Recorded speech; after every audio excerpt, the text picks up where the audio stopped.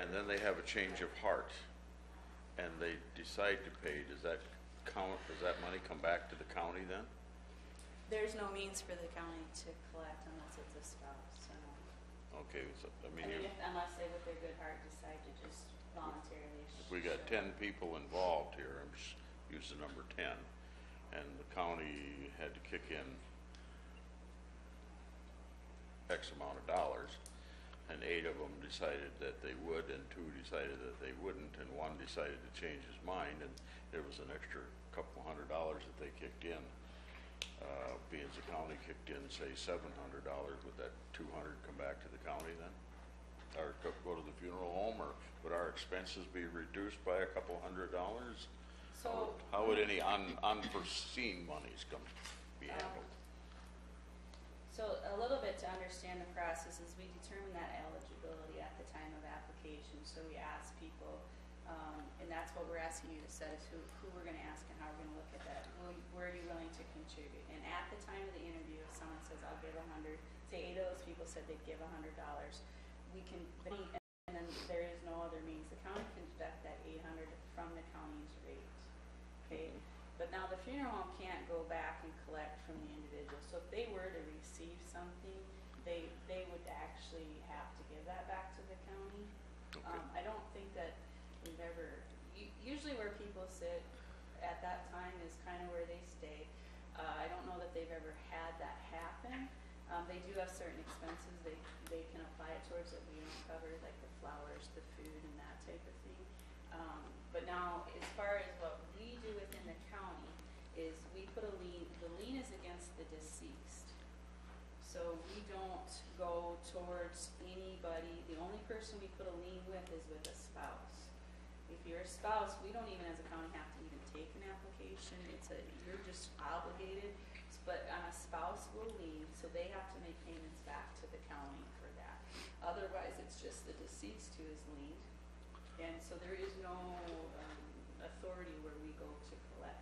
No, and that would be on a voluntary basis if somebody had a change of heart after, if they had a change of heart afterwards. And some of what we saw where we created some of the guidelines, the procedures that we did is because we had time where we pre-approved the burial and the full amount was paid before we even sent out the amount. And that's where you want to keep that balance. You don't want to hurt the funeral homes either. You don't want people taking advantage. You want to truly provide for those who are indigent that there are no resources, and try your best to not take people that do take advantage of systems to be able to do that in that case. Because if there is a lien, I mean, if they do receive a county burial, there is a lien put on, so that money then would be applied towards that lien, which would be lessened, because it would be like a payment on that, any money that would come in. Any money that came in. But yes. Yeah, I don't, Cindy, have we ever had somebody just voluntarily pay? And they are supposed to. I mean, that's why any sorts of poor liens, they are supposed to be repaid, but, Not with the burial. We put it on the deceased. So when we meet with the people, we tell them, you're not responsible to pay this back. So if you guys want to change that. But they can pay that on behalf of the deceased, correct? They can, but that isn't. It's not required. It is not. No. Right? I understand when we that. meet with them, we tell them that there isn't this, the lien is against the deceased and there's no payments. But if that deceased has property, before that property can be sold, that has to be cleared. So if that ever happens, yes. But then that individual wouldn't be deceased, or wouldn't be indigent. If they have property in excess of county funeral homes, and this was advised by the state's attorney, funeral homes get first priority at that property. So the individual themselves would not be, the deceased would not be considered indigent if they have property. But in the event we didn't know there was property, and let's say property was discovered in Dual County, then it could come up against that. But you first got to go back with the whole thing premise is that individual has to be. It's put against the individual, but anytime something would come up, there's a title search, and if that comes up, it would be released. Right. But if that individual's name was on the chain of title, yes. Yeah. If we missed that, but that would, we don't see that often because that individual wouldn't be considered indigent. That would be an asset. And so just for a history on this, the reason that this is being brought up now is Commissioner Hanton and I actually had meetings with you and talked about how far out do we go with trying to collect from family members in indigent cases. Not, So- I would, yeah, I'm determining if they're, I wouldn't say necessarily, I'm careful, I don't want to get confused, it's not the county collecting, I'm determining how Okay. far we go out to determine that they're responsible. Eligibility. Verbiage, eligibility, that's correct. So yeah, as far as I don't know, I guess this priority level 3, I don't even know why we need to have that on this, because that's kind of where we were at. And that was the part that we were not in favor of, basically, well, some of us anyhow, or we're not necessarily thinking that we should go that far out. Yeah, So and I understand why you want some of this in here, but if that's someplace we're not even going to go, why does that need to be in there? Well, and here's the thing is, I would disagree with that, and here's why. We've had several cases where an individual was never married, never had children, who had farms, and they put the farm into the trust. So the trust is not in that actual individual's name. So that individual on paper will look poor, but they are not poor. And that protects the county, on that. So you scroll up to the bottom. But that would be in the next of kin's name, not the individual. Not necessarily. If you lot do a of times, trust, If you want to protect your farm and you don't want it to go to the nursing homes, you can put it in a trust. You don't always have to list names.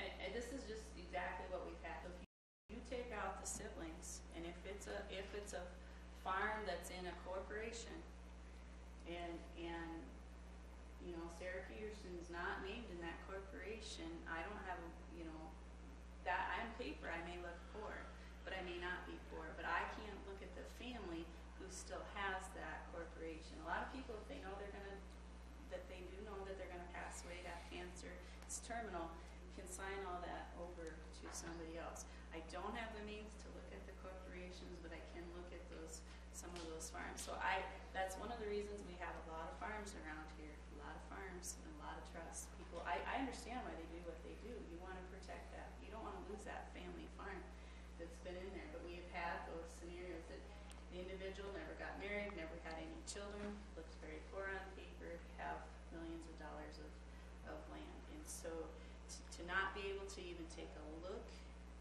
at that, the brothers and sisters, All you have to do is take a look at the real estate transfers and look at how many of the real estate transfers are to a trust. Yep. And it's becoming more and more common all the time.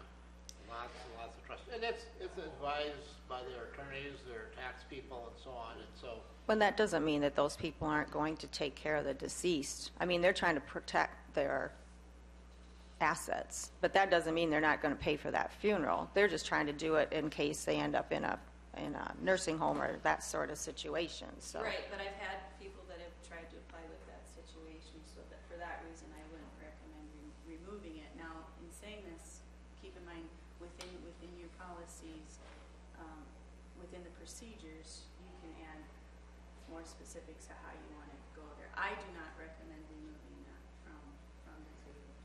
It's just, it seems to me that if we take that out, we might be limiting ourselves into making the guidelines a little less flexible if we remove that. But what's the point? I mean, what are we going to do in the procedures then? If you have it in here and you have it in the procedures, you're not, then what's the difference? So your procedures can define, like, and that's, if your procedures can define, you could say you're just going to ask, are they willing, or how far you're going to go with that. So within your procedures,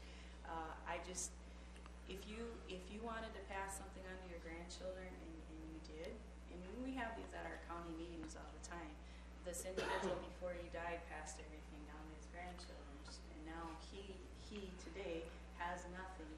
Are we able to seek those funds from that? So I just don't, that's what the county would be able to look at that. If the person passes that fund down, I'm not going to see the people that are not wanting to pay that, but I'm talking about experiences that we've had where people have come and there is a family farm. There has been stuff that's passed down. So if you take that out of your guidelines, you wouldn't have the ability to look at that. That removes that. So that means if you're a single individual, I could get rid of everything today. I could have, $1,000, 50,000 in assets. I could pass that down on to my grandchildren, my mom could do that. If she passed everything down to her grandchildren today, then she would be eligible for county burial. And that's Yes, not we what would take that's that. designed for. I agree. That's my concern. But, okay, but then when we're doing the procedures, if we have this in here, and so then that gives you the chance to go through all of this, what are you gonna do if they say they're unwilling? That's, if you put this in there, then that's the next thing that we'll talk about is those procedures, is how you want to do that and how far. That was one of the questions we asked, how far you want to do that. I'm recommending that we change it from unwilling to authorizing agent. The more I looked at the statutes, most of the counties use the term unwilling, but when I look at the statute, authorizing agent is more appropriate. See, that's the thing I don't know that I agree with either, because it says in statute, there's one of them that says, unwilling. What I'm saying is if you become unwilling, then the county can become the authorizing agent, so, on that. So, but that's how you would define that. You would define that in your procedures. Yeah, well, how But it does, wouldn't prevent you from looking at somebody who is. Mr. Chairman, so how does the statute define authorizing agent? You might have said that already, but. Yeah, I don't think, do we have a copy of I that, don't Sarah? have that one I'll in pull it up this. here. I have it at, the last packet, so let me see. Or the previous package you passed out to us. What we really want, what this whole policy is about, is to take care of the people that absolutely cannot afford to be buried. It's our responsibility, but it stops there.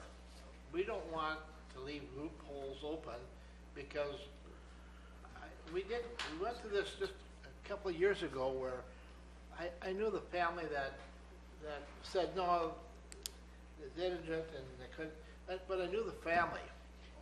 Unfortunate for them, I knew them well enough, so I knew some of their financial situation, and they could afford it. And it just really bothers me that they wouldn't step forward and take care of their own, that they just would not, you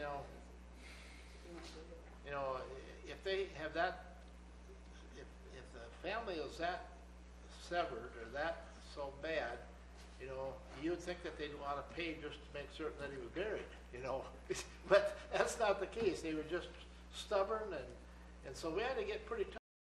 But they did finally come forward and pay, but we. A-2 that defines that. I don't think you want to completely remove that from your guidelines, so because you do have those exceptions that might be applicable. So you would first look at, do they have the ability, and then you would take a look at when they say that they're unwilling. And what I'm saying is, instead of the counties in our procedures, we say if you're unwilling, not to push it that you need to figure it out, but to say then the county becomes the authorizing agent. So changing that, which actually would soften that statute.